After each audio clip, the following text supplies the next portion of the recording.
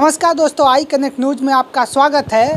तो जैसा कि आपको बता दें कि हर हफ्ते एक विशेष मुद्दे के साथ विशेष शख्सियत से बात करते हैं। तो हमारे साथ में बात करने के लिए राजेश कुमार श्रीवास्तव जी हैं, जो अखिल भारतीय भोजपुरी समाज के दिल्ली प्रदेश अध्यक्ष एवं यूपी प्रभारी और राजनीतिक विश्लेषक हमारे साथ में हैं। बहुत बहुत स्वागत है हमारे चैनल पर। धन्यवाद आपको जी, ये बताइए, घोसी का जो उपचुनाव हुआ है उसको किस नज़रिए से आप देखते हैं? देखिए, घोसी का चुनाव जो है वो एक प्रयोग था। वो सपा के लिए भी प्रयोग था और बीजेपी के लिए भी प्रयोग था। और प्रयोग किस तरह था कि ये सीट तो सपा की थी। अब उसमें मैटर ये था कि कैसे आगे 2024 के चुनाव में कौन सा समीकरण बैठाया जाए। जो जनता की वहाँ की अलग अलग राय है और उस अलग अलग राय में कई ऐसे कारण उभर के आए हैं जिसका मतलब ये निकल रहा है कि आगे हम लोग इसको कैसे सुधार सकते हैं। ठीक है, तो उसके सुधारने के पीछे जो कहानी बन के आ रही है कि किस तरह दुष्प्रचार करके, किस तरह अनागर प्रयोग करके कैसे किसको हराया जा सकता है, कैसे जिताया जा सकता है। इसमें जीत आप कहोगे कि सपा की हुई और हम कहेंगे कि योगी की हुई है, क्योंकि पब्लिक की जो थीम थी, जो सोच थी, वो योगी की तरफ थी। लेकिन लास्ट में जो समीकरण चेंज हुआ है वहाँ अफवाह पैदा की गई। पहली अफवाह तो वहाँ पे पैदा कर दी गई कि योगी और सेंटर में फ़र्क है, और यहाँ पे जब योगी और सेंटर का फ़र्क है तो एक बहुत बड़ा जो वहाँ पे जाति की समीकरण के लोग थे, जिसमें ब्राह्मण, राजपूत, उनके अंदर एक अजीब सी भावना पैदा हो गई। दूसरी बात ये थी कि इसमें एक प्रयोग हमारे राजभर जी का भी था और सपा की तरफ से शिवपाल यादव का था। तो जीत के आगे का चुनाव जो होता है उसमें समीकरण हमेशा चेंज होता रहता है। कल को हो सकता है, जो पब्लिक की राय है, हो सकता है कि शिवपाल हमारे साथ आ जाए। तो ये प्रयोग शिवपाल के आने का सफल हो गया। क्योंकि राजभर जी जो है जो कमेंट किए थे उस पर क्या कहेंगे? देखिए, राजभर प्रयास करते हैं, उस प्रयास का फल कितना मिलेगा। देखिए, फल की बात जब आप करेंगे तो हमारे जो दारा सिंह चौहान हैं वो भी बड़े भाग्य के बली थे। वो अपने चुनाव में छात्र संघ का जो चुनाव था वो जीत नहीं पाते थे, लेकिन भाग्य इतना बढ़िया उनका था कि उनको सीधे सीधे राज्यसभा में डाला गया। आए भाग उनका 8 साल चला। जब जब उनका भाग साथ दिया वो बढ़ते चल गए, जब नक्षत्र आ गया तो बिगड़ गया उनका खेल सारा। तो दारा सिंह चौहान जी को जो इस समय उनकी स्थिति बनने के पीछे सबसे बड़ा कारण क्या था, वो अपने आप को स्थिर नहीं कर पाए कभी। और पब्लिक के दिमाग में ये बात थी कि जो आदमी अपने को स्थिर नहीं कर सकता है उसके साथ हम कैसे दें। क्योंकि हम भोजपुरी समाज का आदमी वहाँ प्रचार करने वाला नहीं के बराबर थे। अगर होते तो शायद कुछ और रिजल्ट आता, और हमारे समझ से जाना चाहिए था अखिल भारतीय भोजपुरी समाज के लोगों को वहाँ पे, क्योंकि वो भोजपुरी का इलाका है पूरा। वहाँ जाने से देखिए, आप हेलीकॉप्टर जाओ, जहाज़ से जाओ, मीटिंग डोर टू डोर करो, कोई मतलब नहीं है। मतलब ये है कि आप उनके दिल में कैसे उतरोगे। पूर्वांचल के लोग को दिल के अंदर जगह कर दे दिए तो वो आपके हो गए, और दिल नहीं जगह दिए तो बहुत फर्क पड़ गया। देखिए, YM के लोग कहते हैं यादव मुस्लिम की बात करते हैं। आप ये बताइए कि हमारे अपने बचपन से और दुनिया में सबके यहाँ जब एक समय होता था तो माँ के बाद हम लोग यादव को समझते थे। बेचारे दूध पहले लेके आते थे, है हमको यादव हमारा दुश्मन कभी नहीं रहा। ये समझने के बाद ये राजनीतिक दुष्परिणाम इतना खराब निकला जातिवादी का, इससे आदमी उनसे हेट करने लगा या वो लोग एक अपना गुट बनाने लग गए। ये सब राजनीतिक समीकरण है, इससे कोई मतलब नहीं, कोई व्यक्तिगत कोई मतलब नहीं किसी का है। तो मेरे ये कहने का मतलब है कि देखिए, आज की स्थिति में इसमें सबसे बड़ा कमज़ोर किया गया है, जो कमज़ोर हुआ है हमारा बीजेपी को लेने का, ये कमज़ोर नहीं हुआ, ये ताकतवर हुआ है। क्या मानते हैं कि ये जो चुनाव हुआ है इसमें बीजेपी की हार हुई है, इंडिया गठबंधन की जीत हुई है, तो ऐसे में जो ये जीत हुई है वो आखिर कहाँ तक जो है, क्या विकास के नाम पर जीत हुई है या फिर हिंदू मुस्लिम के नाम पर जीत हुई? नहीं, ये समीकरण है, जाति समीकरण का खेल था। ये 2024 की लड़ाई, अभी तो हमको 75 जिला 250 जातियों से लड़ना है। है। तो ये एक प्रयोग है खाली, क्योंकि बीजेपी को भी मालूम, उसको भी एक सीट से कोई फर्क नहीं, सपा को कोई पड़ता। सपा ने जबरदस्ती शिवपाल के कहने पे ये उनको उतारा, और उसमें कहीं ना कहीं हमारे मुख्यमंत्री का योगदान था। उन्होंने शिवपाल जी को, भाई बहुत पुराने नेता हैं शिवपाल जी, और बड़ा संघर्ष करके यहाँ तक पहुँचे हैं, और उनकी छवि खराब हो रही थी रह के, लोग उनको हमेशा डैमेज कर रहे थे उन्हीं की पार्टी को।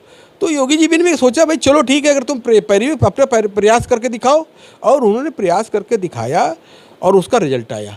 इसमें फेल हुए हमारे ओम प्रकाश राजभर जी, उनका टिकट वोट एक किनारे हो गया। पियर का चाचा जिसको कहा जाता है। हाँ, पियर का चाचा फेल हो गए।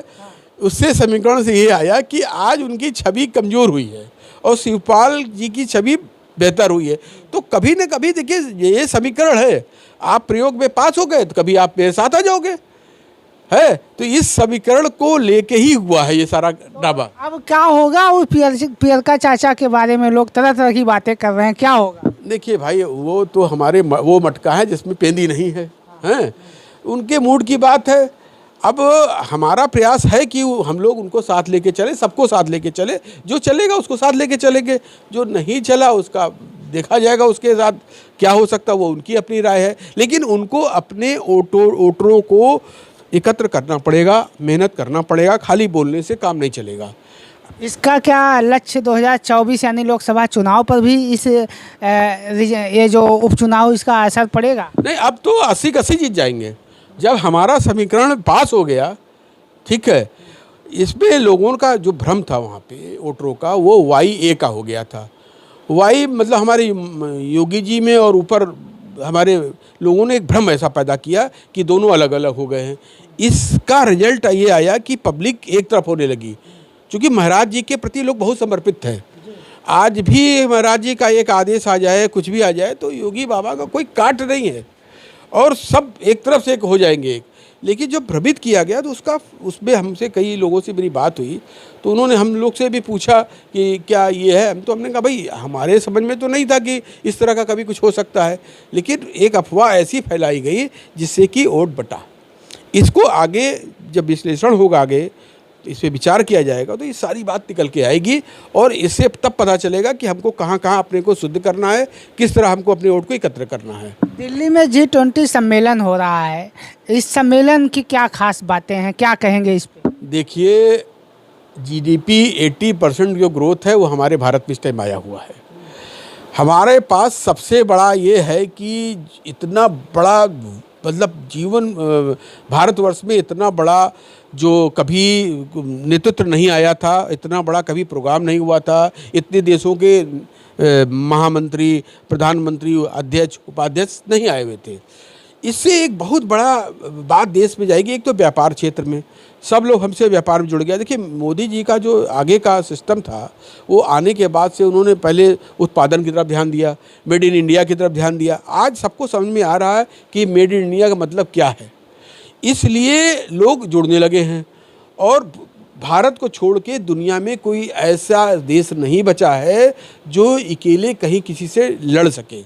भारत में एक क्षमता है कि अगर आप साथ रहोगे तो भी ठीक है, नहीं रहोगे तो हम अकेले सक्षम हैं। तो उन्होंने अपनी बात को ये दिखाया कि देखो भाई, अगर तुम मेरे साथ रहोगे सबसे सुरक्षित है, तुम्हारा व्यापार बढ़िया रहेगा। और अकड़ घमंड जो देशों में दुनिया भर का था, जो हमारा उपेक्षा करते थे, वो सब धीरे धीरे करके ख़त्म होता जा रहा है। और जो एक दो लोग बचे हुए हैं उनको अब धीरे से समझ में आ जाएगा। अगर वो संभल गए तो बहुत अच्छा है, और नहीं संभले तो वारा न्यारा। यानी कि आपका भोजपुरी समाज भी इस बार लक्ष्य 2024 में पूरी तरह से विकास के नाम पर ही वोट देगा? बिल्कुल विकास के नाम से वोट देगा। और मुझे जो सूचना मिली है कि हम लोग भोजपुरी समाज का एक संगठन बनने जा रहा है भारत सरकार की तरफ से, प्रदेश सरकार की तरफ से। अगर ये बनता है तो मेरी तरफ से, कुछ हमारे साथियों की तरफ से हम लोग स्वर्ण पत्र बनवा रहे हैं, और जो भी अधिकारी इसमें जुड़ेंगे उनको हम लोग स्वर्ण पत्र देंगे, हैं। वो पहले स्वर्ण अक्षरों में लिखा जाएगा कि भोजपुरी समाज कितना कर सकता है, और ये हमारा उपदेश है। यानी कि एक संगठन काम कर ही रहा है, एक और संगठन किस स्तर का? नहीं, संगठन करेगा लेकिन इसमें सरकार का सहयोग, संगठन काम कर रहा है, जब सहयोग सरकार का मिलेगा तो हमारे सारे पदाधिकारियों की हिम्मत बढ़ेगी, अखिल भारतीय भोजपुर के राष्ट्रीय अध्यक्ष की हिम्मत बढ़ेगा और वो पूरे नेशनल स्तर पे जुड़ेंगे। और हमारे यहाँ भोजपुरी पूरे इंडिया में ये मान के चलिए आज भी 12-13 कहीं 6-7-8-10 24% लोग हैं, तो इसका बहुत वोट पे बहुत फ़र्क पड़ेगा।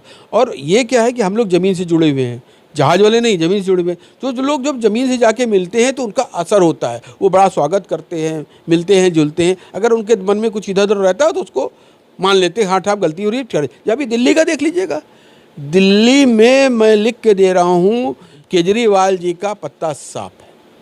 यानी इस बार लक्ष्य 2024 में वो जो है लक्ष्यविहीन हो जाएगा और मुख्यमंत्री उत्तर प्रदेश का ही बनेगा, ये भी बता दे रहा हूँ। ये बहुत बड़ी बात आपने कही। हाँ, और भोजपुरी समाज का भी बन सकता है, बड़ी बात नहीं है, क्योंकि ये जिताने में बहुत बड़ा प्रयोग होगा और बहुत ही सिस्टम से जिताया जाएगा दिल्ली को।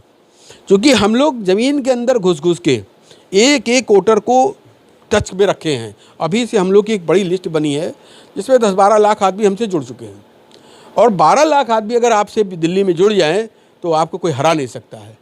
यानी इस उपचुनाव का ये जो ट्रायल था वो आप जो है सक्सेस मान रहे हैं पूरी तरह से? मैं दिल्ली प्रभारी हूँ, मैं ठेला वाला, रिक्शा वाला, ऑटो वाला, टेम्पो वाला है, जो भी है, चाहे वो अधिकारी हो चाहे IAS हो, सबको सबसे मैं मिला हूँ, सबसे बात किया हूँ।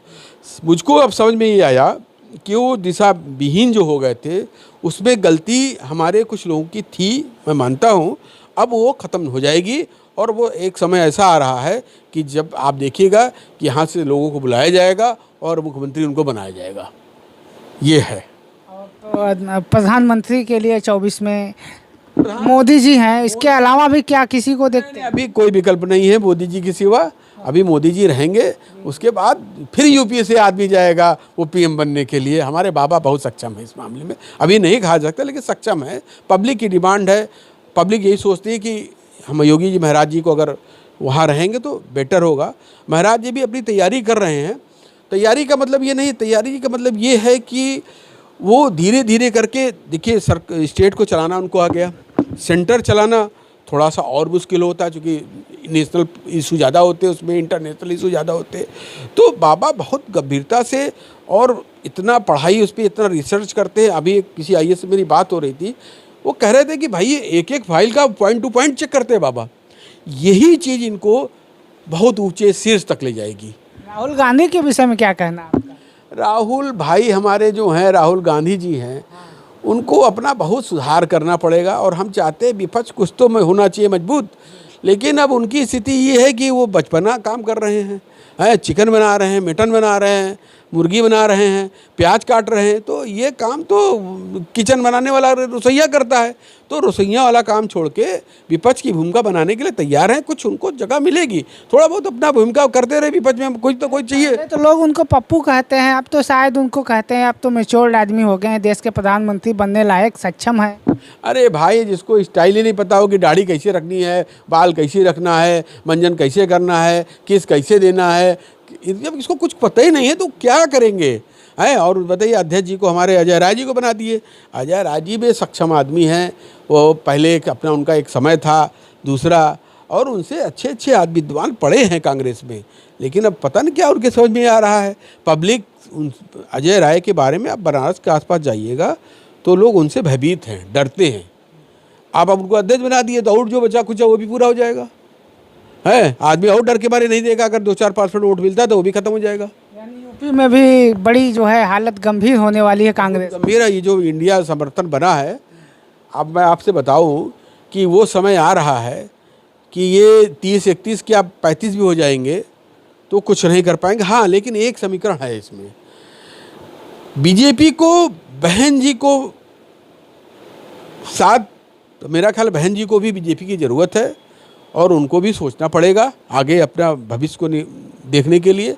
हो सकता है उनके दिमाग में आए, और मैं कहूँगा कि अगर आ जाती है तो उनका बहुत स्वागत होगा, और वो इस लायक हैं कि आगे उनको कुछ से कुछ जगह मिल सकती है अच्छी। यानी कि भारत के विकास में जाति वर्ग न देखकर सबका साथ, सबका विकास और सबका विश्वास चाहिए। इस नज़रिए से आप मायावती जी को कह रहे हैं कि एनडीए में शामिल हो जाए। बिल्कुल बिल्कुल। मैं देखिए ऐसा है कि हमारे यहाँ बहुत से ऐसे लोग रहें जो मायावती से अच्छी जगह तक गए हैं, उनका नाम रहा, सम्मान रहा।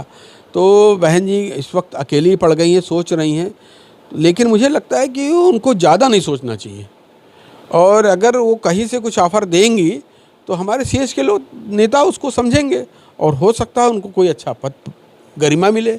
और हर आदमी, हर नेता की इच्छा होती है कि उसका जो आखिरी समय होता है या जो आगे का समय होता है वो बढ़िया हो, ठीक से बीते हैं। तो ये हमारा अपना विचार है। बहुत बहुत धन्यवाद आपका। तो ये थे राजेश कुमार श्रीवास्तव जी, जो राजनीतिक विश्लेषक हैं। इन्होंने कह दिया है कि लक्ष्य 2024 यानी लोकसभा चुनाव के पहले ये जो सेमीफाइनल था, यानी कि घोसी का उपचुनाव प्रयागराज में, तो एनडीए की हार भले हुई हो, लेकिन एक तरीके से एक प्रयोग था जो कि जातिवाद के तौर पर नहीं देखा जा सकता। इसे विकास और हमारे देश की राष्ट्रीयता के नाम पर वोट मिला है। और निश्चित रूप से ये सेमीफाइनल हार कर भी हम लक्ष्य 2024 में 80 की 80 सीटों पर जीतेंगे। जाति वर्ग विशेष पर ध्यान न देकर विकास और राष्ट्र के नाम पर वोट पड़े, ऐसा राजेश कुमार श्रीवास्तव जी का मानना है। घोसी उपचुनाव पर मैंने विशेष बात की तो उन्होंने अपनी बात बेबाकी से कही। आई कनेक्ट न्यूज़ के लिए लखनऊ से मैं सुभाष निषाद।